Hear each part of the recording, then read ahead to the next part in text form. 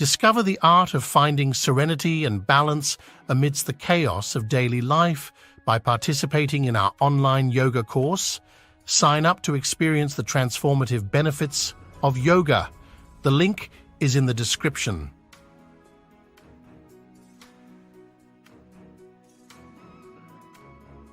So Sadhguru, what is a creative mind? Oh, how big an answer do you want? As big as you want it.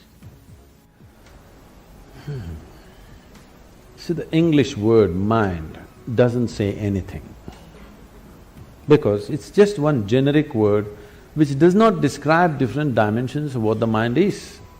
Mind is not just one something sitting here and doing something, okay? There is really no such thing as mind. In the yogic culture, there is no mind. There is a physical body, there is a mental body. Because what you're calling as mind right now is a certain combination of memory and intelligence. There is memory in your body, more memory in your body than you can imagine. If I have to get at you again, it's okay, I'm picking on you, okay? You definitely don't remember how your great-great-great-great-great-grandmother looked like, but her nose is sitting on your face right now. Yes? You don't remember a thing consciously, but your body remembers 100%. How 10 generations ago your grandmother was, your body still remembers. 1,000,000 years ago how your forefathers were, your body remembers, isn't it? It's not forgotten and it's not going to forget. Your mind is not capable of this kind of memory. Your body has 1,000,000,000,000 times more memory than your so-called brain. This whole shift towards the brain and intellectual process is a European malice. They gave too much significance to thought. This has happened because they lived under a subjugated society, religiously subjugated society, where you're not supposed to think anything except what's written in some book, otherwise you're dead. They lived like this for a long time. Because of this, when they got little freedom to think and manage to live, they started celebrating their thought too much. Let's understand the context of thought. You can only think from the data that you already have gathered. That means you can never think anything new. You can recycle it, you can rehash it, you can produce permutations and combinations of it, but you cannot think something absolutely new. It is not in the nature of the thought to come up with something new. It can only recycle the past. That means if you dedicate yourself to your thought process, if you enshrine your thought process, you're ensuring nothing new ever happens in your life. So thought need not be celebrated like this. That's why in this culture, thought has never been given so much significance. What you think is your psychological drama. We don't think much about that because it's your drama is important for you, somebody else's drama is important for them. Everybody thinks their drama is the most important drama in the universe. This is everybody's experience because they're so identified with their own psychological drama. This psychological drama should not determine the nature of your life, because this is just a small happening compared to the life process. Life is a much deeper intelligence than intellect.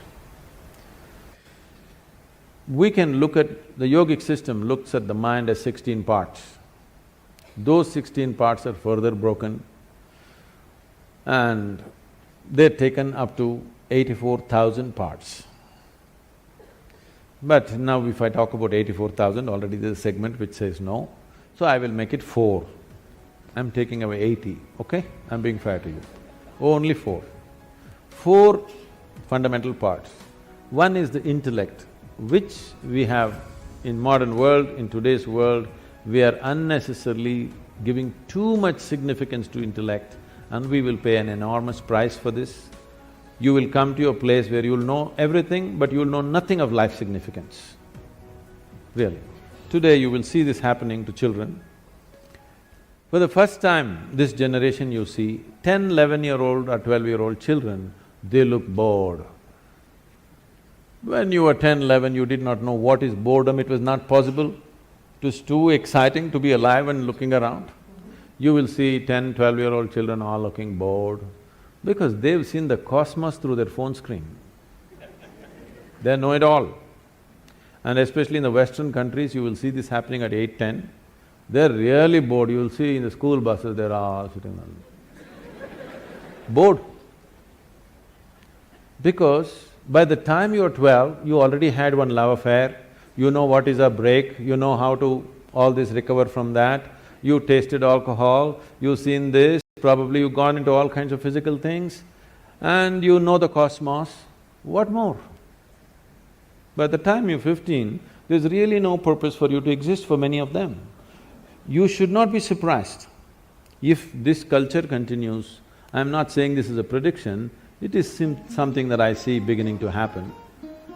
In another 50 or 100 years' time, if 25 to 50% of the people commit suicide, you should not be surprised because life needs some exuberance. If too much information happens to you without experience, that exuberance will be gone and a false sense of knowing becomes so strong in you. This is the danger of intellect, because intellect wants to dissect everything. Intellect is like a scalpel, the sharper it is, the better it is, it wants to dissect and know. Dissection works with some things, not with all aspects of life. If you want to know the poor frog, you remember? The poor frog that you crucified and cut, and great knowledge you acquired from all that torture is unbelievable. How much knowledge you know. For the torture that frog went through, how much knowledge you have acquired is quite unbelievable. All that you got to know. Now you got interest, suddenly you got interested, the mother that you had ignored, you want to know your mother today. Please get yourself a sharp knife, start the dissection. You may know everything about her liver, kidney, heart, but you won't have a mother left, that's all. So life cannot be known by breaking it up. You can know physical things by breaking it up. You cannot know life by breaking it into pieces. But this is the nature of the intellect. The whole modern science has evolved from human intellect. Because it's produced technological benefits, you can't argue against it, because people, Yeah. they think they're scientists, they know nothing about science. They're just enjoying their iPhone. They think they're scientists because they can do this. No, technology is fine, it's brought much comfort and convenience, but it will not bring life to us. So intellect is like this. Intellect will be useful only depending upon what it is identified with and what is held, what holds this, how steadily. So the next dimension of the mind, the first one is called as buddhi, which is the intellect, the second one is called as ahankara. Ahankara does not mean ego, this, that, it means the identity. Whatever you identified with, your intellect functions only around that. Simple, if you just identify with a nation, if you say, I'm an Indian, everything Indian looks beautiful. If you cross the border and you say you're something else, all that looks beautiful. So whatever you identified with, it's only with that the intellect functions. So ahankara is the identity. How consciously and how steadily your ahankara has been created will determine the effectiveness of your intellect. Just because it's sharp, it does not mean it'll be effective, because sharp intellect or a sharp knife can cause any amount of damage to you. If you have a sharp knife and you don't have a steady hand, you will cut yourself all over the place. That's all that's happening. Human suffering is just this. You don't know how to hold this intellect in your hand properly. Every day you're cutting yourself. All suffering is on self-help because your own mind causing this to you all the time. No matter what happens, people suffer, whichever way they suffer, because they don't know how to hold this intellect. If you had the mind of an earthworm, you would be quite peaceful. Yes? You're trying to do it in so many ways to reduce the sharpness of the intellect by drink, by drug, by overeating, by doing all kinds of things somehow to take away the sharpness because the damn thing hurts. It hurts not because that's its nature, It hurts because you do not know how to hold it. The next dimension of the mind is called as manas, which is a huge volume of memory. It is not here or there, entire body carries memory. So, manomaya kosha, this is called a huge sack of memory. This memory is in various stacks, we'll not go into all these details considering some people have said a clear no. They don't want to have a mind, I'm sorry, they don't want to know anything about the mind. So the fourth dimension of the mind is called as chitta. Chitta means it's pure intelligence. It is unsullied by memory. It has no trace of any kind of memory, it's just pure intelligence.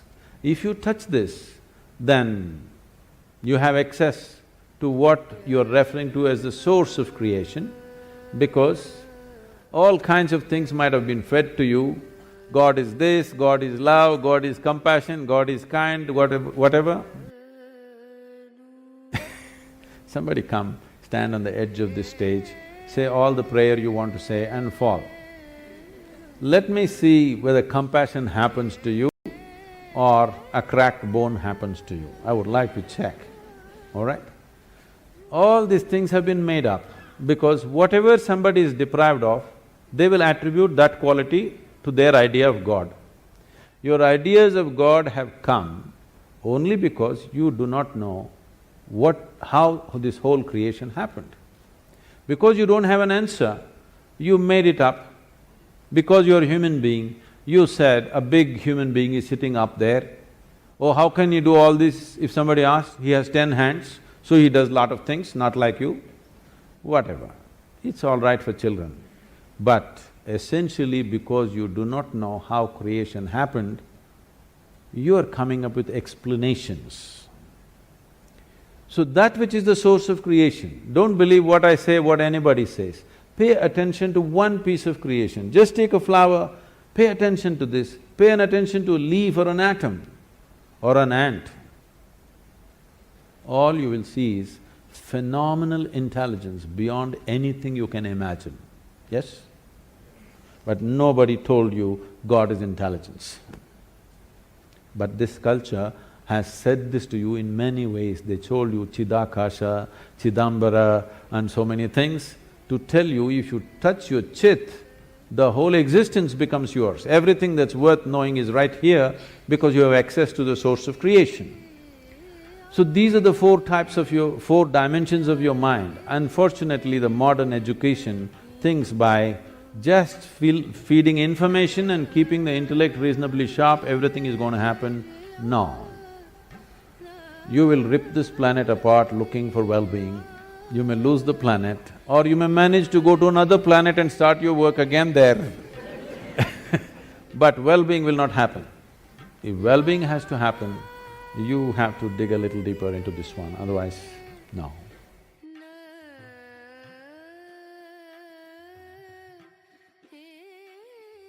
A man who's working with such intensity and commitment is not working for not producing result. The problem is, you heard what Krishna said through the words of a king's servant.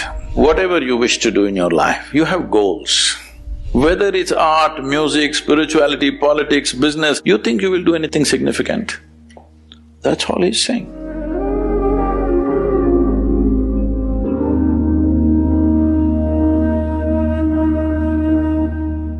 In the Bhagavad Gita, Lord Krishna advises us to keep putting in effort without being attached to the results.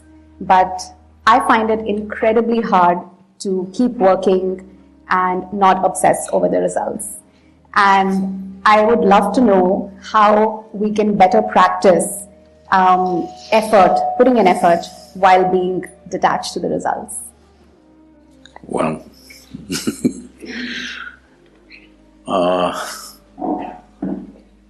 I'm not in any way well studied about any scripture. It's unfortunate, but I have to say I have not even read the Gita. But we know the life of Krishna, that people think Krishna means butter, girls and flute. But you need to understand this. All these things happened only till he was 16 years of age. So after 16, he lived an extremely committed life. His commitment was to marry the political process of the day with the spiritual process. Because he saw, unless those who wield power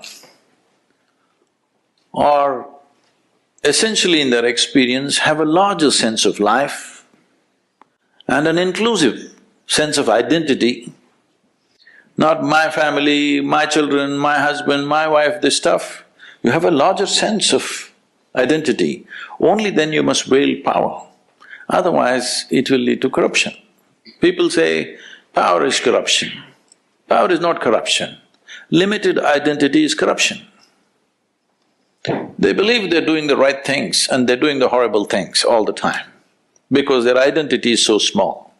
So he was trying to change this. This was his whole life's mission. And always working for results. Hello? A man who's working with such intensity and commitment is not working for not producing results. Obviously, he's working for results. The problem is, you heard what Krishna said through the words of a king's servant. Nobody else told you. He only spoke to Arjuna. Arjuna never spoke. He lived for 36 years after that incident, but he never uttered one word what Krishna told him. Have you heard anywhere? He ruled as a king, but never once he said, Krishna told me this on the battlefield, not once. So everything that you have heard is only from Sanjaya, who was a king's servant. You must understand the quality of a king's servant, he's very reliable. See, if you… let's say, if your husband or wife or children, they saw something, they come and tell you, they will add a little bit of their own stuff and tell you. It is intrinsic to a human being. Their own opinions, ideas, other things will naturally get into what they're speaking. But a king's servant is trained never to add his opinion, otherwise his head will go. He will only interpret everything word by word as it was. So he's a kind of a ancient tape recorder, okay? He's recording and just telling the king, this is what he's saying. But there's no context. What is shared between two people, where there's a very deep relationship, if two lovers are doing something, talking to each other, somebody else may think they're quarreling, but they're doing their love affair. So this is a love affair between Krishna and Arjuna because they know each other very intimately. So he's speaking a certain language. So as king's servant takes word by word without knowing the context or understanding what it is, the experiential dimension of what it is, and he's saying, so having said that, see, essentially it is just this, whatever you wish to do in your life, you have goals. What kind of goal will you set up? Right now you're in the university. What kind of goal will you set up? What you already know, you will exaggerate that a little bit and think it's a big goal in your life. Generally people call this an ambition, I call this a constipation. Because you're trying to handle life little by little, just like constipation. If you have a goal, your goal cannot be something absolutely new, it is only an exaggeration of what you already know, yes or no? Can you think of a goal that you simply don't know? How is it even possible? So, what he is saying is, there is a direction we have taken, but you have to be dedicated to the process, otherwise goal will just be hallucination. If you do one thing right now, just don't take this one breath, take the other breaths, let me see. I can't do it. That's all he's saying. He's saying without taking this step properly, you hallucinate about the goal, what is the point? In yoga, we say this very simply. We say if you have one eye on the goal, you have only one eye to find your way, it's inefficient, that's all. So he is just talking about in a battle, if you're inefficient, it is not that you won't get your increment or promotion, you just get dead. Hello? In a battle, if you're inefficient, you think you will just lose your marks or something? A grade you will lose, is that what it is? No, you will be buried that evening. So he is telling him, because Arjuna is talking about how to kill all these people and me become a king, he says, you will not become a king yet. You need to shoot this guy in front of you now, properly. Otherwise, you… not the king, you will be buried today evening. That's all he's trying to tell him. Is it wrong? So, every year in the month of November, we have a business event. So, 200 CEOs were there last year also, this November it's coming again. And they just look at how seamlessly Isha Foundation functions. Variety of activity, all volunteers. Volunteers means what? Nobody's trained for the job. They are super dedicated, but they're not trained for the job. And you can't fire them because they're volunteers. If you hire them, you can fire them. They're volunteers, how to fire them, you can't. So they looked at this and said, Sadhguru, we pick up the best from IITs and IIMs and all this stuff, but you're just doing with volunteers and your organization functions better than our companies, how is it? I said, see, all of you are dedicated to the goal. Here, I have continuously instilled in people that you're absolutely devoted to the process. Now what you're doing? You do this well. Most of them don't even know where I am taking them, all right? They're working for a certain project, they don't know what is the goal. I have something else, if I tell them right now, they'll freak because my goals are so far, they will give up. So right now, we have instilled this in them, you just absolutely involved in the process. Know the joy of involvement, first of all. Without absolute devotion to what you're doing right now, you will not do anything significant in your life. Whether it's art, music, spirituality, politics, business, take anything. Without being devoted to the process that you're doing right now, you think you will do anything significant? That's all he's saying.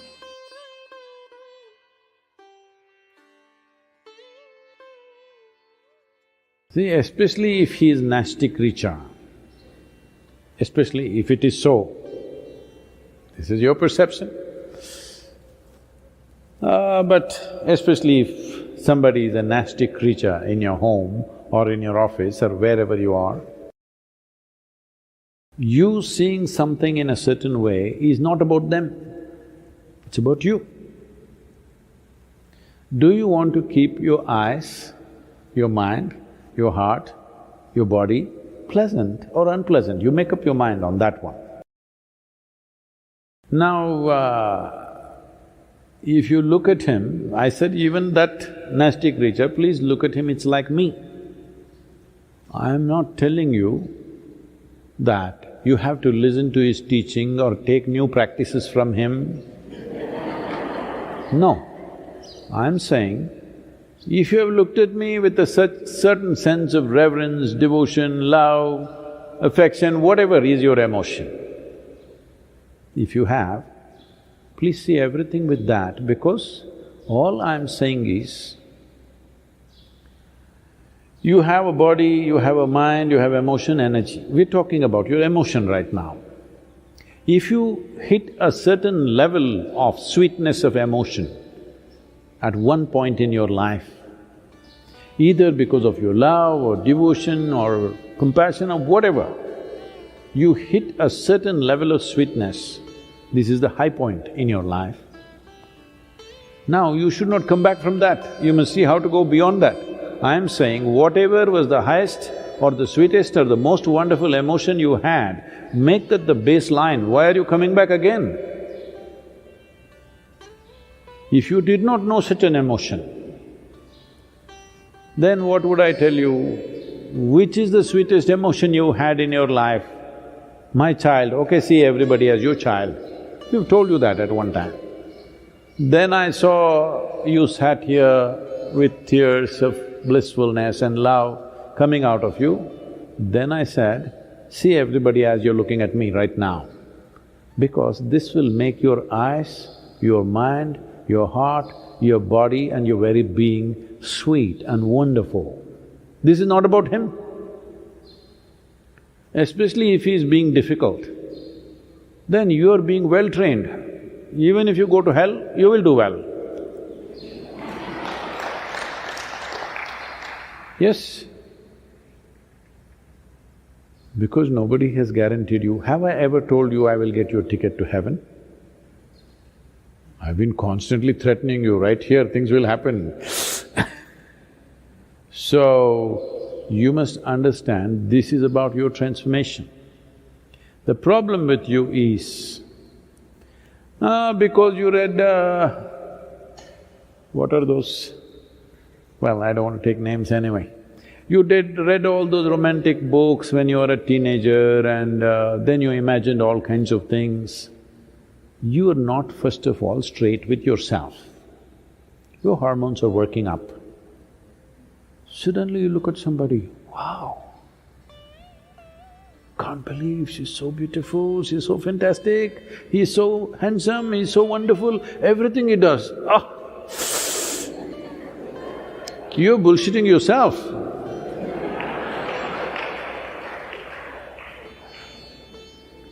No. Whatever they do, you make yourself beautiful. Now even if they're doing nasty things, you are still wonderful. This is different. You know they're doing nasty things and you're still wonderful. This is fantastic. They are doing nasty things, but you think they're doing beautiful things. This is a stupid nonsense. I'll tell you. Somebody who was serving in Indian army had told me this story because we went through a similar situation somewhere else. So at that time he was narrating this. They were posted in the northeastern region where there's a certain amount of elephant population.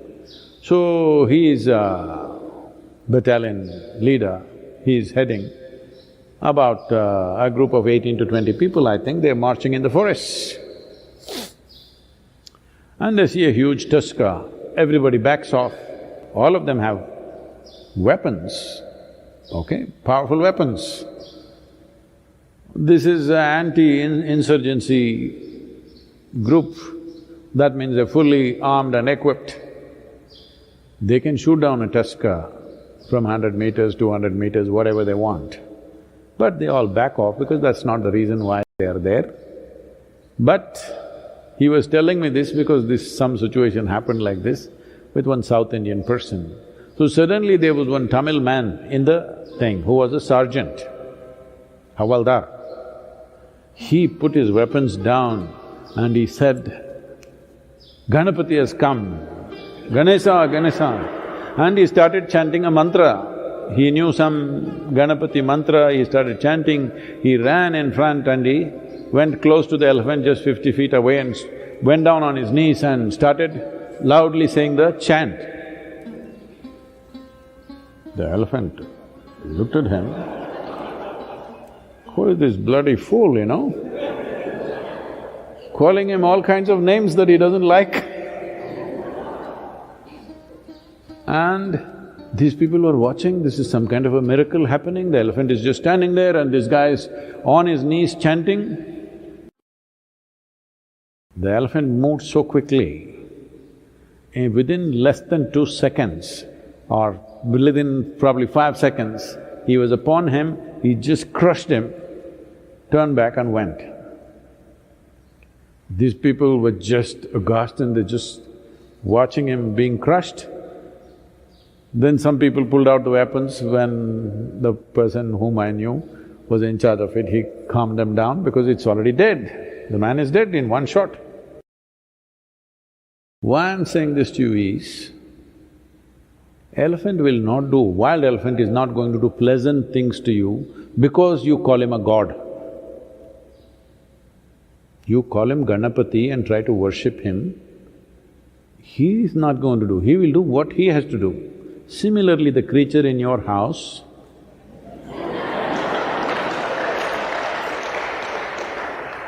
he will do what he has to do, whatever is his characteristic. It is just about you I'm talking. You're always thinking of life as a relationship. No, I want you to understand, before you were born or even when you were being born, you did not have a relationship even with your mother. This is going to be very unpopular, people are going to pick on me, but please look at it. You don't have a relationship.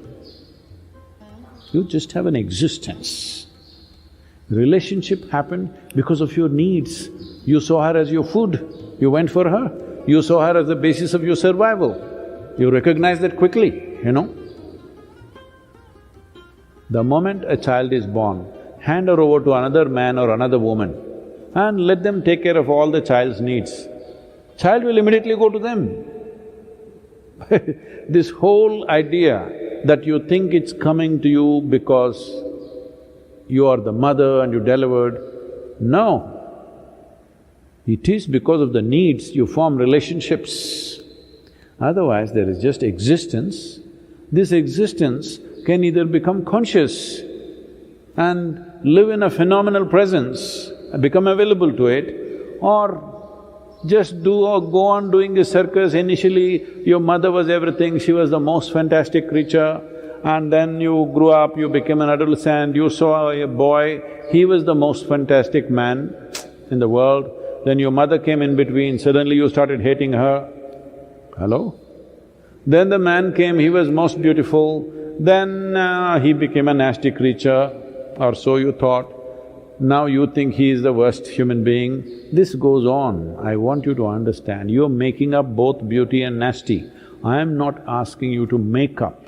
I am not asking you to think whatever this person is doing is fantastic. That's a stupid way to exist. It's just that if you see everything, whatever is the peak experience you've had, make that the baseline. This is growth. You played the snake and the ladder game, swing, swing, you played that game? Snake and the ladder game. So when you play this game, your intent is, once you climb a ladder, you don't want to come back. You don't want to hit a snake, you want to find another ladder, go up, that's a natural expression of life.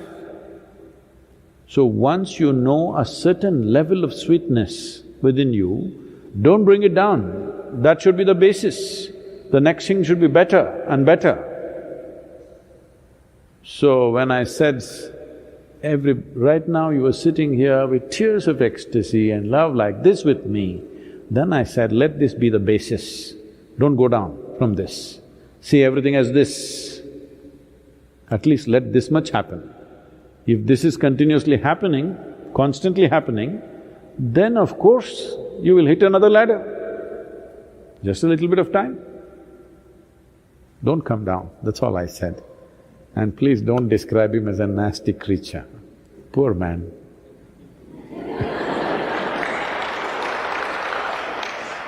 This happened. I think I told you, maybe one of these days only I told you, I don't remember, but let me repeat this. Shankaran Pillai thought his wife is having an affair, hired a detective, I'm saying it loudly because just to remind you. Said, I want proof against her. So detective just waited outside the house, she left the house, he followed her, then she went to parked near the park, went inside. A man was sitting on the bench, the moment he saw her, he came running, she went running, they hugged, each other held hands and sat down on the bench and chatting away joyfully, laughing. He took the whole video and within a few hours he came to Shankaran Pillai in his office and said, I got all the proof that you wanted just in one day. I did my job, I have the proof, here, watch the video. Shankaran Pillai started watching the video and said, no, I can't believe this, no, this can't be, I can't believe this, no, I can't believe this. I said, what you can't believe? It's a video, it's not doctored, it's just a video that I took just now. He said, that's not the point, fool, I can't believe she's so much fun.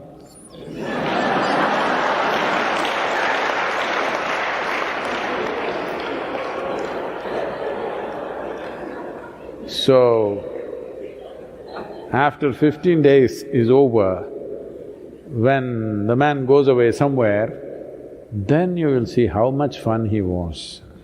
Don't do this to yourself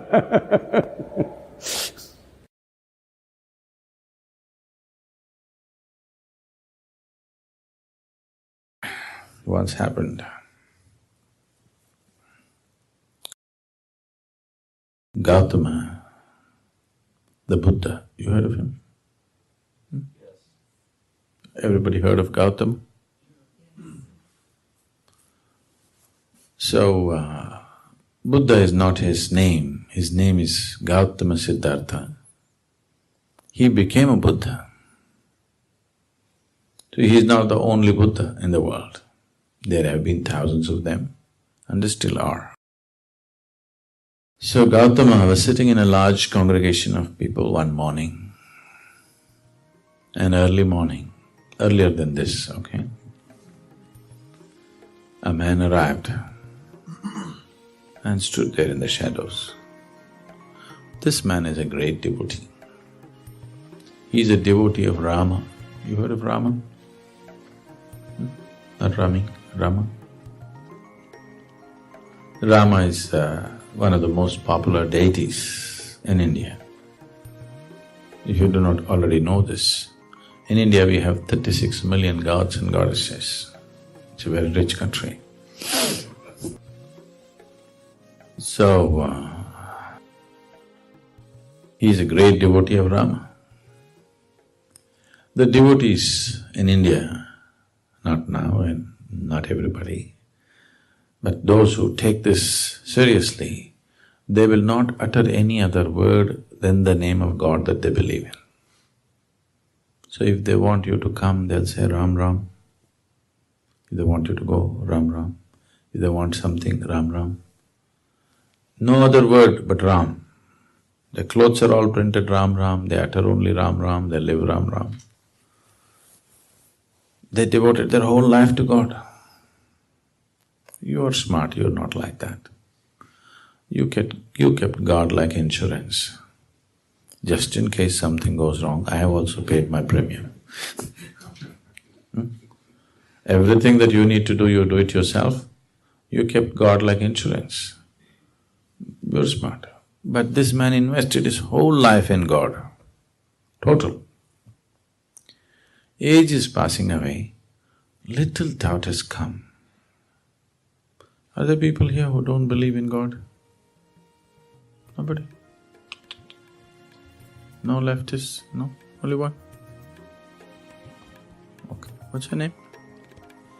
John. Only John? Nobody else?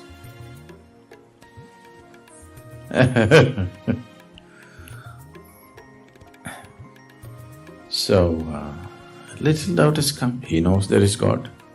Just a little doubt. Suppose there is no God. I'm wasting my whole life doing Ram, Ram, Ram. See, this doubt will come to you only if you invest your whole life. You invest just 10 minutes in a week, then you will not get this doubt, it's all right, what's the problem? If you invest your life completely into God, then within 3 days doubt will come. Am I wasting my life just doing this? And there are other people who don't believe. See, look at this John, he doesn't believe. For him also sun comes up in the morning, for him also flowers blossom, from him also life happens. Looks like he's having a better time than me.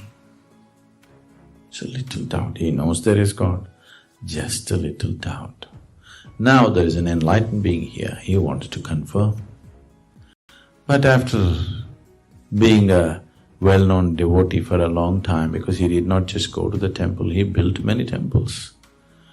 At this stage in his life, how to ask whether there is God or not now? So he came early morning, stood in the shadows there and asked this inevitable question, is there God? Gautama looked at the man and gave a clear, emphatic no. Here this large congregation of disciples, this has always been a struggle in their mind, is there God or no God, is there God or no God? Oof, one big relief. Whenever they ask such a question to Gautama, he just becomes silent, he doesn't say anything. For the first time he gave a clear answer, no God. Joy spread across the congregation. Just the struggle, is there God or no God, is over. The enlightened one has declared there is no God. The message spread across the town. Through the day, celebrations happened because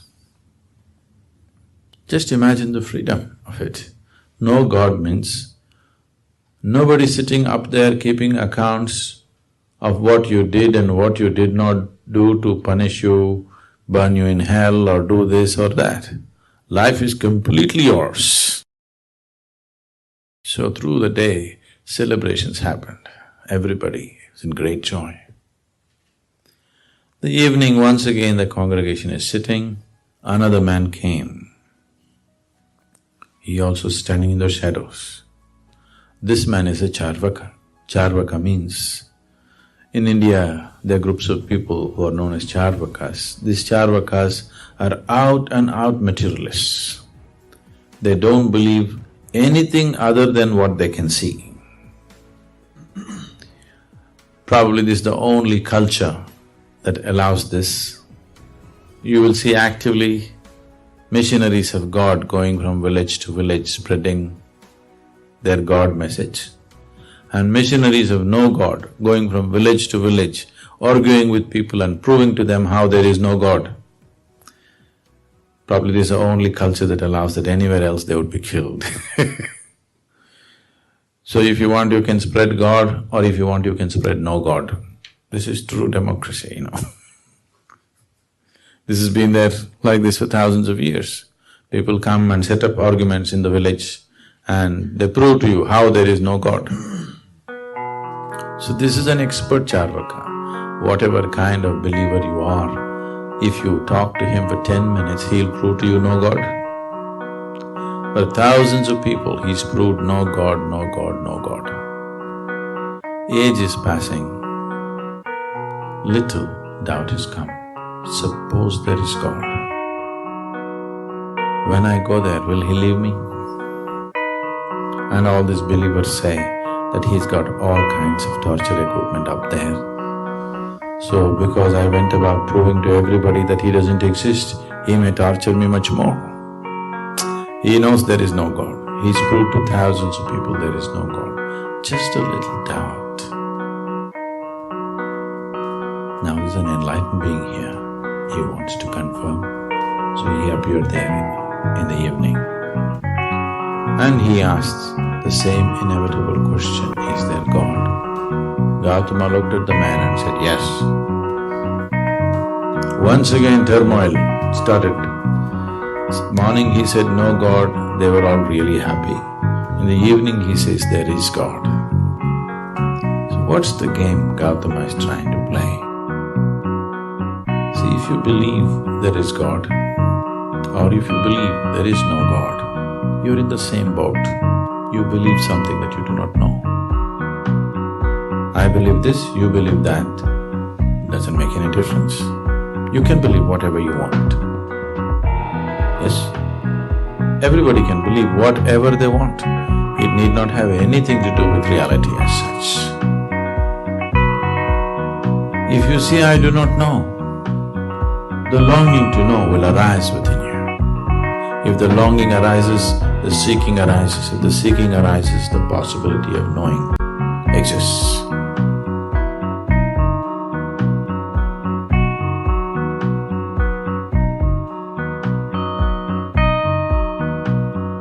Be a multiplier of love and knowledge. Share this video with those you love, and together, let's spread light throughout the world.